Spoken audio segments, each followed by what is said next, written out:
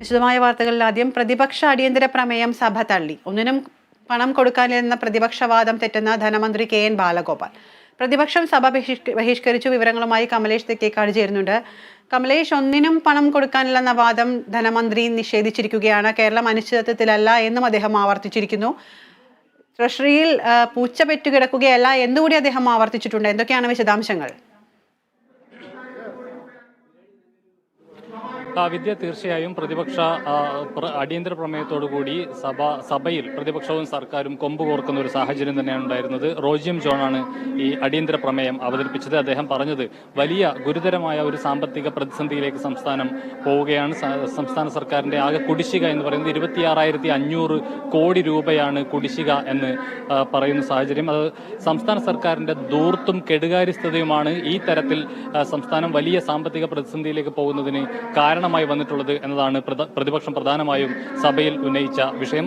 പ്രമേയ അവതാരകനായ റോജിയം ജോണും അതുപോലെ തന്നെ പ്രതിപക്ഷ നേതാവും എല്ലാം തന്നെ ഈ വിഷയം തന്നെയാണ് ഉയർത്തിക്കാട്ടിയത്. ഇതിൽ ഏറ്റവും പ്രധാനമായും റോജിയം ജോൺ അടക്കം പറഞ്ഞിട്ടുള്ള ചില വിഷയങ്ങൾ എന്ന് പറയുന്നത് നികുതി പിരിവിൽ ലഭിക്കേണ്ട വർധനവ് ഉണ്ടാക്കുന്നതിൽ വകുപ്പ് പരാജയപ്പെട്ടു. 25% വർധനവ് ഉണ്ടാകുമെന്നാണ് നേരത്തെ മുൻ ധനമന്ത്രിയായിരുന്ന തോമസ് ഐസക് അടക്കം കഴിഞ്ഞ കാലയളവിലെല്ലാം പറഞ്ഞിട്ടുള്ളത്, ഈ GST ഒക്കെ വരുന്ന ഒരു കാലഘട്ടത്തിൽ. എന്നാൽ ആ നിലയിൽ യാതൊരു തരത്തിലുള്ള നേട്ടവും സംസ്ഥാനത്തിന് ഇതുകൊണ്ട് ഉണ്ടാക്കാനായിട്ടില്ല. ഉള്ള നികുതി തന്നെയും കൃത്യമായി പിരിച്ചെടുക്കുന്നതിൽ വകുപ്പ് പരാജയപ്പെടുന്ന സാഹചര്യം. അതുപോലെ തന്നെ പ്രതിപക്ഷ നേതാവും ഗുരുതരമായ ചില ആരോപണങ്ങൾ ഉന്നയിച്ചു. സംസ്ഥാനത്ത് നികുതി വെട്ടിപ്പിന്റെ പറുദീസയായി സംസ്ഥാനം മാറുന്ന ഒരു സാഹചര്യമാണ് നിലവിലുള്ളത് എന്ന ആക്ഷേപമാണ് പ്രധാനമായും പ്രതിപക്ഷ നേതാവ് ഉന്നയിച്ചത്.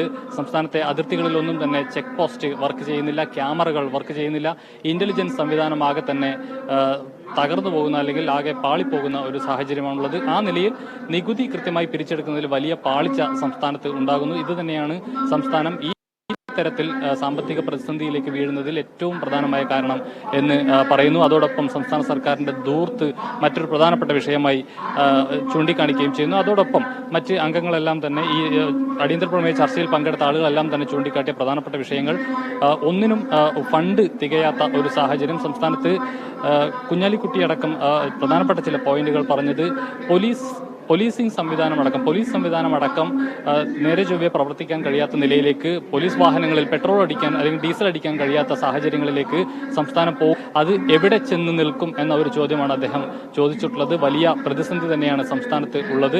അത് വളരെ കൃത്യമായി ചർച്ച ചെയ്യപ്പെടണം, അതിന് ഒരു പരിഹാരം ഉണ്ടാക്കുകയും വേണം എന്നതാണ്. അതിൽ സംസ്ഥാന സർക്കാർ പരാജയപ്പെടുന്നു. കൃത്യമായ നടപടിക്രമങ്ങൾ പാലിക്കാതെയാണ് ഈ കാര്യങ്ങളെല്ലാം മുന്നോട്ട് പോകുന്നത്. ഇത് സംബന്ധിച്ച് ഈ സാമ്പത്തിക പ്രതിസന്ധിയെ മറികടക്കുന്നതിന് ഒരു യാതൊരുവിധ മെഷേഴ്സും കൈക്കൊള്ളാൻ ധനകാര്യ വകുപ്പിനോ സംസ്ഥാന സർക്കാരിനോ കഴിയുന്നില്ല എന്നത് തന്നെയാണ് പ്രധാനമായി ഈ അടിയന്തര പ്രമേയത്തിലൂടെ പ്രതിപക്ഷം സഭയിൽ ഉയർത്തിക്കാട്ടിയത്. ഇതിന് മറുപടി എന്നുള്ള നിലയിൽ ധനമന്ത്രി വിശദീകരിച്ചത് അത്തരത്തിൽ യാതൊരു തര പ്രശ്നവും, അതായത് ഈ വണ്ടി അപ്പാടെ ഇപ്പൊ തന്നെ നിന്നു പോകും എന്ന ഒരു സാഹചര്യം സംസ്ഥാനത്ത് നിലവിലില്ല. പോലീസ് സംവിധാനം അല്ലെങ്കിൽ പോലീസ് വാഹനങ്ങളിൽ പെട്രോൾ അടിക്കാൻ കഴിയാത്ത സാഹചര്യമില്ല. നിയമന നിരോധനം സംസ്ഥാനത്ത് ഉണ്ട് എന്നാണ് പ്രതിപക്ഷം പറയുന്നത്. അത്തരത്തിലുള്ള സാഹചര്യം നിലവിൽ സംസ്ഥാനത്ത് ഇല്ല. ഈ കാര്യങ്ങളെല്ലാം വളരെ ഭംഗിയായി തന്നെ പോകുന്നു എന്നുള്ളതാണ്.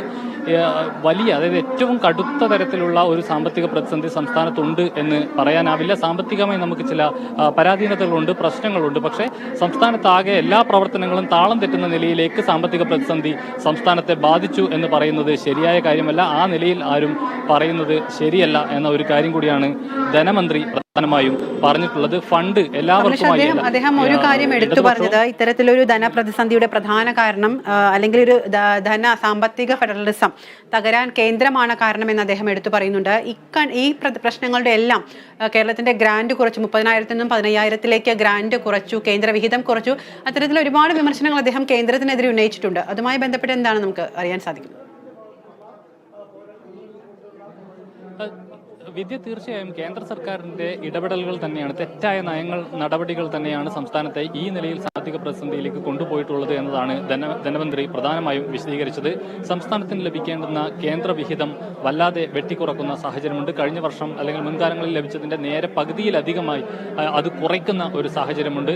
അതുപോലെ തന്നെ ഈ വായ്പാ പരിധി വെട്ടിക്കുറക്കുന്ന സാഹചര്യമുണ്ട്. മറ്റ് പലവിധ വായ്പകൾ ലഭിക്കുന്നതിനെല്ലാം കേന്ദ്രം തടയുന്ന സാഹചര്യമുണ്ട്. ഇപ്പോൾ സംസ്ഥാനത്ത് നിന്ന് പിരിച്ചെടുക്കുന്ന നികുതി വിഹിതം പോലും കൃത്യമായി സംസ്ഥാനത്തിന് തിരിച്ചു നൽകാത്ത സാഹചര്യമുണ്ട്. 1 രൂപ കേരളത്തിൽ നിന്നും പിരിച്ചെടുക്കുമ്പോൾ കേവലം 50 പൈസയിൽ ആ നിലയിലാണ് കേരളത്തിന് തിരികെ ലഭിക്കുന്നത്. അതേസമയം മറ്റ് ഉത്തർപ്രദേശ് അടക്കമുള്ള സംസ്ഥാനങ്ങൾക്ക് 1 രൂപ പിരിക്കുമ്പോൾ 2 രൂപയിൽ കൂടുതൽ ആ സംസ്ഥാനങ്ങൾക്ക് തിരികെ നൽകുന്ന ഒരു സാഹചര്യമുണ്ട്. ഇതിലൊക്കെ വലിയ അസമത്വമാണുള്ളത്.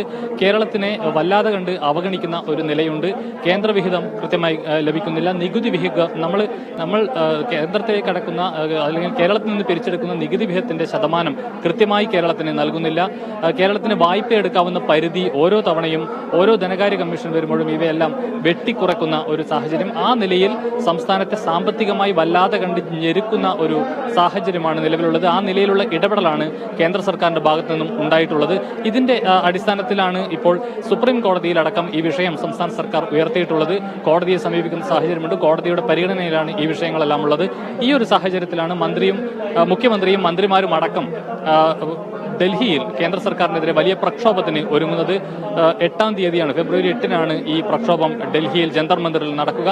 ഈ പ്രക്ഷോഭത്തിലടക്കം പ്രതിപക്ഷം പങ്കാളികളാവണം. കേരളത്തിന്റെ ഒരു പൊതു ആവശ്യം മുൻനിർത്തി എല്ലാവരും ഒറ്റക്കെട്ടായി ഈ ആവശ്യത്തിന് വേണ്ടി പോരാടണം, അല്ലെങ്കിൽ ഈ സമരത്തിൽ പങ്കെടുക്കണം എന്ന ആവശ്യം നേരത്തെ സംസ്ഥാന സർക്കാർ മുന്നോട്ട് വെച്ചിരുന്നു. അത് സഭയിലും ധനമന്ത്രി ആവർത്തിച്ചു. ആ നിലയിലാണ് പ്രതിപക്ഷത്തെ കൂടി ഇതിനൊപ്പം നിൽക്കണം എന്ന ആവശ്യം മുന്നോട്ട് വെച്ചത്. അത് പാടെ തള്ളുന്ന ഒരു സാഹചര്യമാണ്, അല്ലെങ്കിൽ അത്തരമൊരു നിലപാടാണ് പ്രതിപക്ഷം കൈക്കൊണ്ടിട്ടുള്ളത്.